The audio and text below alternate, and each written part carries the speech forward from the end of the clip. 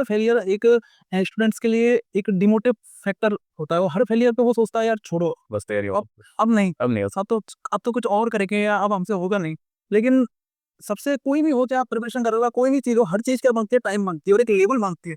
आपका लेवल उस एग्जाम के हिसाब से मैच हुआ है या नहीं हुआ, वो बहुत बड़ा डिसाइडिंग फैक्टर। यदि आप उस लेवल पे नहीं आए हो तो इसका मतलब कमी आप में है और उस कमी को इम्प्रूव करना आपको है, मेहनत आपको करनी है। तो फिर सब काम आपको ही करना है। तो अपन ये नहीं कह सकते छोड़ो करो, और जब एक बार आप छोड़ने की आदत आपने डाल ली तो फिर आप हर चीज को छोड़ोगे। हेलो दोस्तों, स्टडी किड एजुकेशन हब में आपका स्वागत है। मैं हूं गौरव सैनी। आज की वीडियो में हमारे साथ हैं मनीष शर्मा जी, जो जयपुर मेट्रो में जेई के पद पर कार्यरत हैं। वो इससे पहले एसएससी और रेलवे के अंदर जो जेई बनते हैं उसके लिए प्रिपरेशन कर चुके हैं। तो आज की वीडियो में डिस्कस करेंगे कि क्या आपकी प्रिपरेशन स्ट्रेटजी रहनी चाहिए, क्या बुक लिस्ट एंड क्या आपको डेली रूटीन फॉलो करना चाहिए। तो मनीष जी, सबसे पहले तो आप अपना इंट्रोडक्शन दीजिए। नमस्कार गौरव जी, मेरा नाम मनीष शर्मा है और मैं आपको बता दूं, मैंने आरटीओ कोटा से बीटेक किया हुआ है और आरटीओ कोटा से ही एमटेक पावर सिस्टम से किया हुआ है। बेसिकली मेरी जो तैयारी का हिस्ट्री रही है, मैंने काफ़ी तैयारी की हुई है, मतलब 5 साल, लगभग 4 से 5 साल तैयारी की हुई है। मेरा स्पेशली मोटिव था जेईएन के लिए और वो मैंने क्रैक भी कर दिया। तो मैं बता सकता हूँ कि जेईएन अपन के लिए प्रिपरेशन के लिए क्या कर सकते हैं और किस तरह जेईएन बन सकते हैं, ये मैं आपको अच्छी तरह बता सकता हूँ। बाकी करना तो अपने स्टूडेंट्स और को ही होता है, बाकी तो देखते हैं क्या अपन निकाल के लाते हैं। सबसे पहले तो आप बताइए, फैमिली बैकग्राउंड आप कहाँ से बिलोंग करते हैं? चलो मैं अपना थोड़ा अपने बारे में मैंने बता दिया, एजुकेशन तो मैंने आपको बता दी थी। थोड़ा सा मैं और अपने बारे में ओवरव्यू दे देता हूँ। मैं बेसिकली भरतपुर से हूँ और मेरा जो फैमिली बैकग्राउंड है वो मीडियम क्लास फैमिली बैकग्राउंड से भी बिलोंग करता हूँ। और मेरा सरकारी जॉब का मतलब शुरू में ऐसा कुछ था नहीं, क्योंकि सरकारी जॉब में मैंने सुना था बहुत तैयारी करनी तो होती किसने है। यानी आपको मोटिवेट किया कि ये भाई मोटिवेट बेसिकली परिस्थितियों ने किया, क्योंकि काफी बार परिस्थितियां ऐसी होती हैं कि आपके पास आप इंटेलिजेंट हो लेकिन तैयारी प्राइवेट जॉब में जाना ही होता है, तैयारी आप नहीं कर पाते क्योंकि आपके पास रुपए नहीं होते, काफी सारी चीजें होती हैं। लेकिन काफी बार ऐसी कंडीशंस बनती हैं, आपके अंदर एक जुनून पैदा होता है कि आप अपने सराउंडिंग्स में देखते हो कि वो जेईएन है, वो एईएन है। तो ऐसे देखा मैंने यार, तो मुझे भी लगा कि यार मुझे भी जेईएन इनकी तो तैयारी करनी चाहिए। बनना चाहिए। हालांकि मतलब मेरा मानना ये है कि आदमी जो सोचता है वो बन जाता है, और यदि आदमी कुछ ऊंचा सोचे तो ऊंचा भी बन जाए। पर मैंने तो जेईएन सोचा था तो जेईएन बन गया। हालांकि मैंने बाद में ईएस की प्रिपरेशन भी की, एडीजी से ईएस की इंजीनियरिंग सर्विसेज की प्रिपरेशन की। तो वहाँ मुझे लगा कि आदमी को जो अपना कंसिस्टेंसी है प्रिपरेशन में वो यदि रखे तो उसको निश्चित ही सफलता मिलती है। ये मेरा पर्सनल एक्सपीरियंस है। तो मैं अपने स्टूडेंट्स हैं उनको भी यही सलाह देना चाहूँगा कि कंसिस्टेंसी आप रखें, निराश मत हो, हताश मत हो। बाकी सिलेक्शन होना तो ऊपर वाले के हाथ में है और मेहनत करना अपने हाथ में है। तो इसमें आपकी स्ट्रेटजी क्या रही भाई? जब आप एग्जाम की तैयारी कर रहे थे, आपने एसएससी का भरा हुआ था, रेलवे के भी आपने फॉर्म भरे हुए थे, फिर जयपुर मेट्रो का आपने भरा, तो इसमें आपकी स्ट्रेटजी क्या रही? किस तरीके से पढ़ना चाहिए कि स्टूडेंट को तैयारी कर रहे हैं? हाँ, ये आपने बहुत अच्छा क्वेश्चन पूछा है, क्योंकि मैं क्या था, मेरा कोई ऐसा फैमिली बैकग्राउंड ऐसा कोई नहीं था कि मेरे पिताजी सर्विस में रहे हों या भाई गवर्नमेंट सर्विस में रहा हो या परिवार में भी कोई लेटेस्ट सर्विस में रहा हो। तो ये बहुत मुश्किल हो जाता है जब आपको कोई गाइड करने वाला ना हो कि कैसे गवर्नमेंट जॉब को क्रैक करे। फिर क्या है, हम सीखते हैं परिस्थितियों से। अच्छा, ये एक एग्जाम देते हैं कि यार ये तरीका नहीं है। पहले मेरा प्रिपरेशन का क्या तैयारी रहती थी, जो मैं इसकी कर रहा था इंजीनियरिंग सर्विस में जेईएन की तैयारी कर रहा था, तो पहले क्या रहता था कि जो नोट्स थे कोचिंग्स के या बुक्स थी, तो वो अकेला मैं पढ़ता रहता था उनको। और उसके अलावा बस रटना, एक तरह से चीज़ों को रटना रटना रटना। तो ये स्ट्रेटजी मतलब आपकी ग्रेजुएशन और उसके लिए परफेक्ट है, लेकिन कंपटीशन के लिए ये स्ट्रेटजी काम नहीं आती। इसके लिए तो आपको थोड़ा सा एक टाइमिंग का शेड्यूल और आपका पढ़ क्या रहे हो, सबसे जरूरी आप पढ़ क्या रहे हो वो आप वॉच करो। एग्जाम्स में क्या आ रहा है, आप क्या पढ़ रहे हो। आप पढ़ रहे हो थ्योरी थ्योरी, एग्जाम्स में आ रहे हैं न्यूमेरिकल्स और बेसिक्स से क्वेश्चन, और आप पढ़ रहे हो ऊंचा ऊपर लेवल का जो कोचिंग वालों ने पढ़ा दिया। तो ये काफ़ी सारी चीज़ें होती हैं जो आदमी एग्जाम देता है तो उनसे सीखता है। जब यदि कोई बताने वाला हो तो ठीक है, लेकिन मैं मतलब मेरा तो ऐसा कोई था नहीं, तो मैंने एग्जाम दिए, नहीं हुआ, काफ़ी एग्जाम में सफलता मिली, काफ़ी एग्जाम दिए, मतलब 4 से 5 साल मैंने तैयारी की, जैसे मैंने आपको पहले बताया। तो लेकिन जब मैं तैयारी के दौरान में ऐसे कुछ मेरे दोस्तों से मिला, मित्रों से मिला, जब मैंने उनको देखा कि यार ये तो पढ़ाई ऐसे करते हैं, मैं तो मतलब पढ़ी, सिंपल थ्योरी याद कर रहा हूँ। हाँ, मैं तो बस थ्योरी याद कर रहा हूँ और एग्जाम में हो ही नहीं रहा, दूर दूर तक नहीं है, मतलब 1-2 नंबर से रहते तो समझ में आता है कि ठीक है, दूर दूर तक हो ही नहीं रहा। तो बड़ा वो असमंजस, और फिर टाइम निकल गया, 3 साल हो गए, फैमिली प्रेशर, शादी और काफ़ी सारी चीज़ें होती है। तो फिर लेकिन मेरे जब मैं दोस्तों से मिला, मतलब अच्छे लोगों से मिला, तो चीज़ों को मैंने समझा कि कैसे पढ़ना चाहिए, तो उससे मुझे सफलता तो मिली। सबसे पहले यानी कि एग्जाम पैटर्न आपको पता होना चाहिए, किस तरह के या क्वेश्चन है वो सबसे पूछे जा रहे हैं, बार बार बिल्कुल, रिपीट हो रहे हैं। सबसे पहला तो काम मैं आपको ये बता दूं इसमें कि हमारे स्टूडेंट्स को आपके जरिए मैं बता देता हूँ कि सबसे पहले हमको क्या करना है कि सबसे पहले अपन को लेना है सिलेबस, सिलेबस। कि सिलेबस आप प्रिंट निकलवाइए और उसको अपनी दीवार पे चिपका लीजिए। तो उसमें फिर आप टॉपिक वाइज जो जो टॉपिक्स हैं उनको टिक कीजिए, और एक डिटेल्ड आप जिस दिन एग्जाम है और जिस दिन से आप तैयारी कर रहे हो, टाइम शेड्यूल और जितना आप मतलब जितना टाइम आपको है उसके हिसाब से दिनों को बांटिए, और सिलेबस में जो सब्जेक्ट्स हैं, टॉपिक है, और किसका कितना वेटेज है उसके हिसाब से आप तैयारी कीजिए।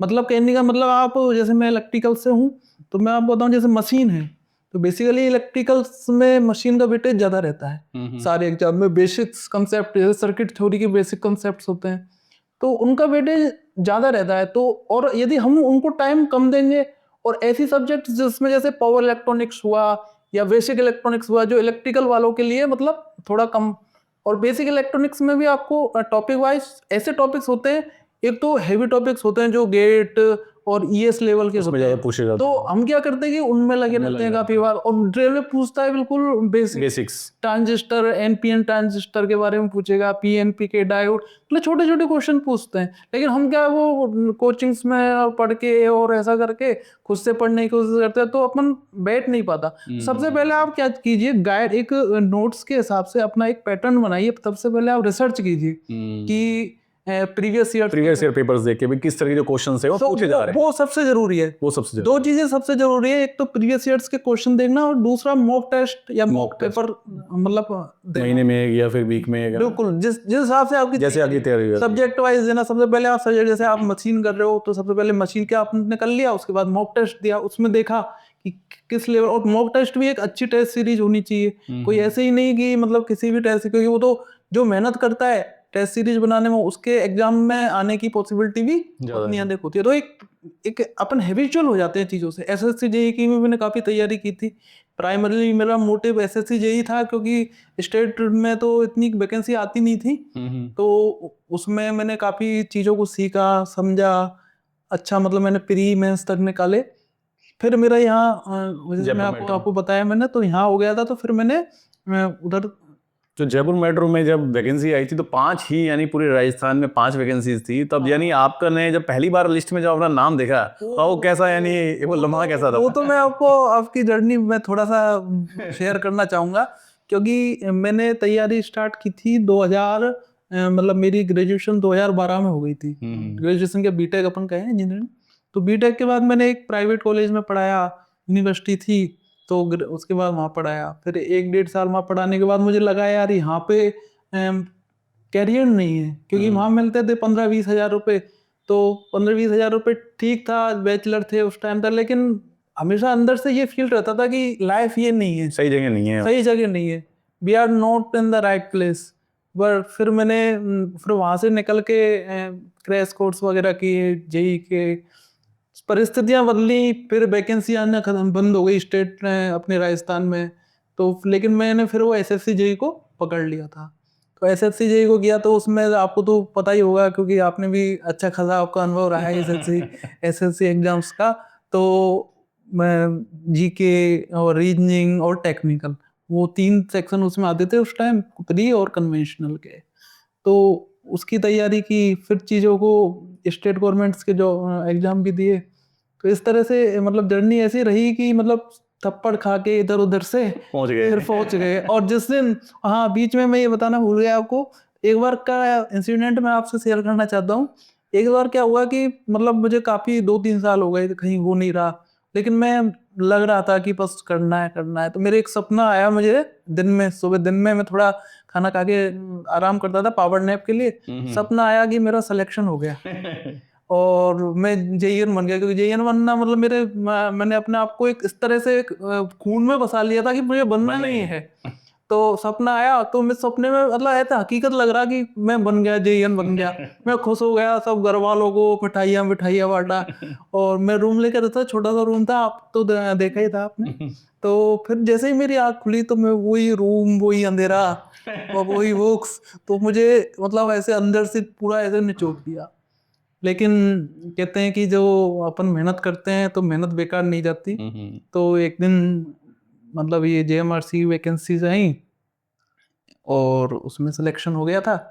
तो सिलेक्शन हो गया तो मतलब उसका तो खुशी का तो क्या ही कह सकते हैं, क्योंकि वो 5 साल 6 साल के स्ट्रगल के बाद होता है और बहुत सारी चीजें होती हैं, स्टूडेंट्स को भी पता होगा कि इतना, यानी लंबा जब टाइम पीरियड हो जाता है ना, तो काफी जो स्टूडेंट्स हैं वो डिमोटिवेट हो जाते हैं। ये सबसे बड़ी तो दिक्कत ये इसलिए आप स्टूडेंट को थोड़ा गाइड कीजिए कि उन्हें कैसे क्या इसको नहीं, ये तो संभाला जाए। ये बिल्कुल सही बात है कि हर फेलियर एक स्टूडेंट्स के लिए एक डिमोटिव फैक्टर होता है और हर फेलियर पे वो सोचता है यार छोड़ो, बस तैयारी हो अब नहीं, अब नहीं हो सकता। अब तो कुछ और करेंगे या अब हमसे होगा नहीं। लेकिन सबसे कोई भी हो, चाहे आप प्रिपरेशन कर रहे हो, कोई भी चीज हो, हर चीज क्या मांगती है, टाइम मांगती है और एक लेवल मांगती है। आपका लेवल उस एग्जाम के हिसाब से मैच हुआ है या नहीं हुआ, वो बहुत बड़ा डिसाइडिंग फैक्टर। यदि आप उस लेवल पे नहीं आए हो तो इसका मतलब कमी आप में है और उस कमी को इम्प्रूव करना आपको है, मेहनत आपको करनी है। तो फिर सब काम आपको ही करना है, तो अपन ये नहीं कह सकते छोड़ो करो। और जब एक बार आप छोड़ने की आदत आपने डाल ली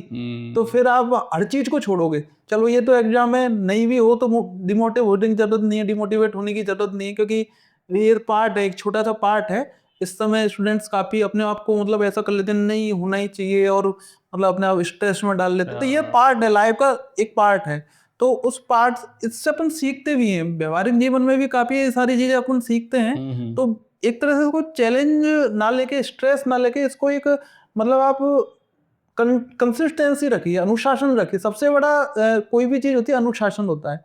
तो अनुशासन बहुत जरूरी है और वो अनुशासन का ही फल होता है कि आदमी आगे चल के फ्रूट्स उसको मिलते हैं। मेहनत के जो फ्रूट्स मिलते हैं वो बाद में मिलते हैं और ये गॉड का एक कर्माज का है पैटर्न कि वो देता है। यदि आपने मेहनत ढंग से की है, हिसाब से की है, पूरी दिल से की है, तो आपको यहाँ रिजल्ट देगा। हो सकता है यहाँ आपके फेवरेबल ना हो, लेकिन उस चीज का आपको रिजल्ट कहीं ना कहीं मिलेगा। ये मेरा मतलब गारंटी से मैं अपने जो है सुनने वाले उनको मैं मुझे भी काफी स्टूडेंट मिले हैं। मैं हर किसी से कहता हूँ कि कंसिस्टेंसी से आप तैयारी करते रहो, रिजल्ट आपको जरूर मिलेगा। बिल्कुल आज नहीं, कल नहीं, लेकिन परसों जरूर मिलेगा।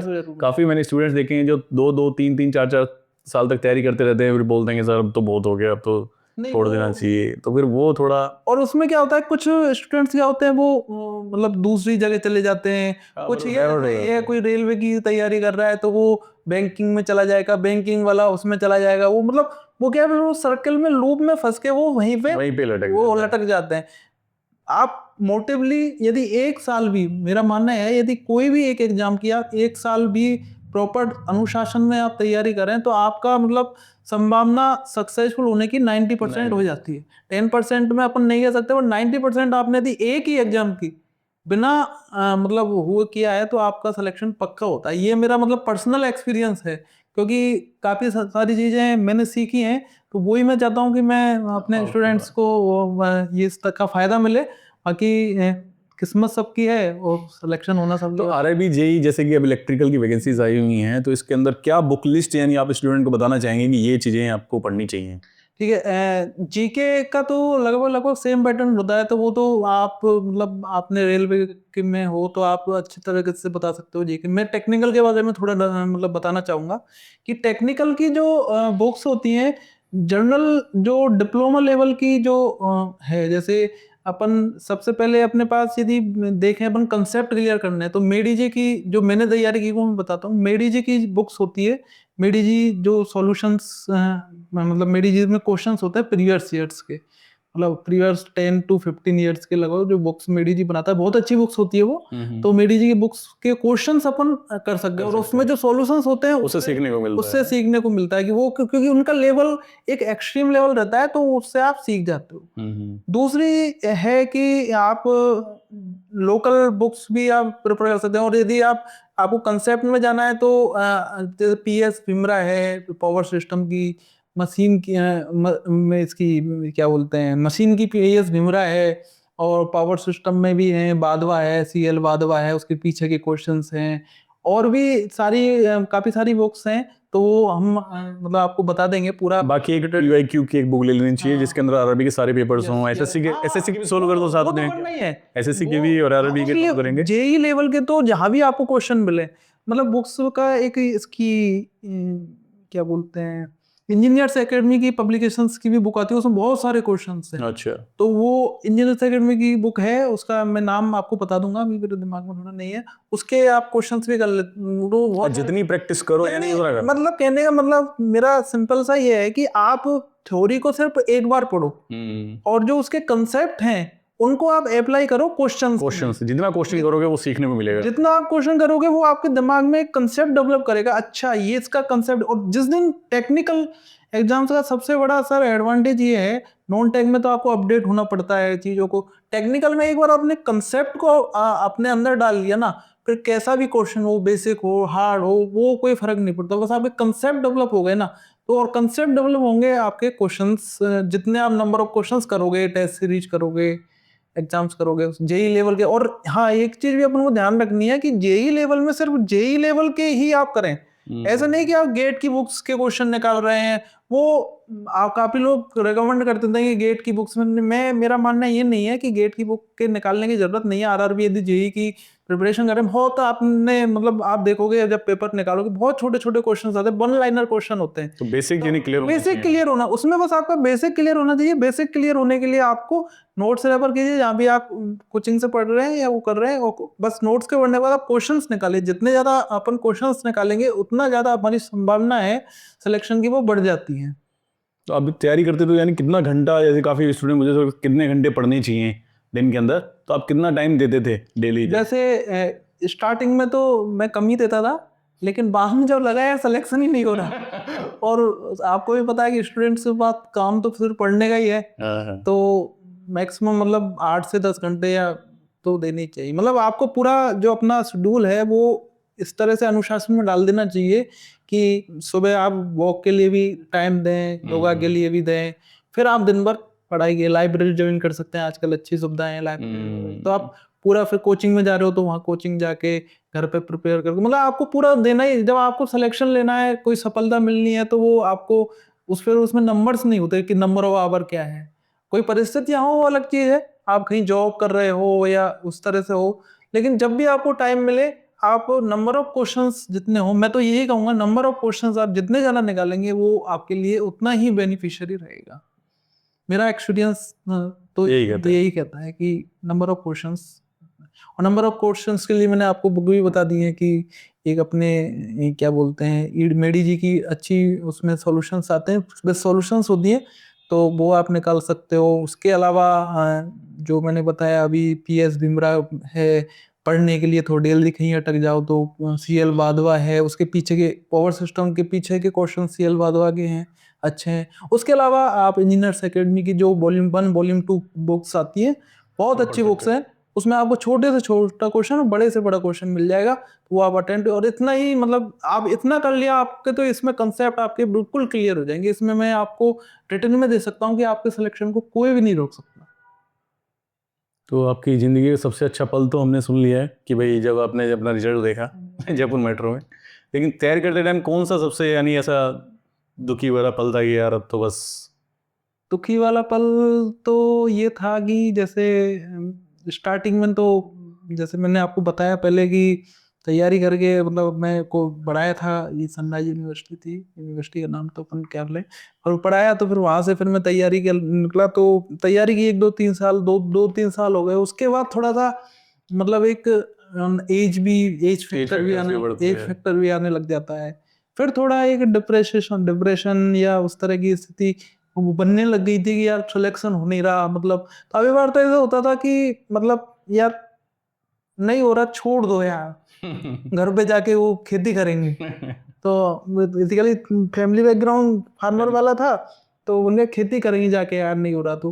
पर फिर मैं सोचा यार चलो बैंक वाली प्रिपरेशन कर लेते हैं। अरे इसमें नहीं हो रहा, टेक्निकल में चलो बैंक नॉन टेक्निकल में घुस जाते नॉन हैं। टेक में घुस जाते हैं, फिर नॉन टेक की करने लग गया मैं। नॉन टेक में देखा तो वहां भी बहुत कंपटीशन है।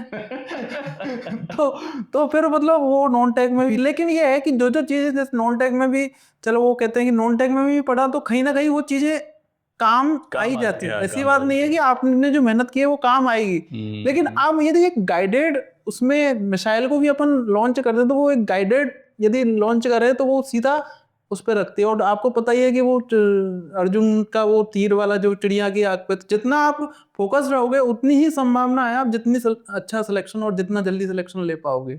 तो बेकार मोमेंट तो यही था कि मतलब डिप्रेशन और स्ट्रेस और ये सारी चीज़ें आने लग गई थी, और मतलब पढ़ने का ही मन नहीं करता था, वही चीज़ें पढ़नी है, कोई सिलेक्शन होता नहीं था। एग्जाम देने जाते थे और एग्जाम दे के आते थे तो कुछ काफ़ी बार तो एग्जाम नहीं पता चल जाता था कि नहीं होना भाई।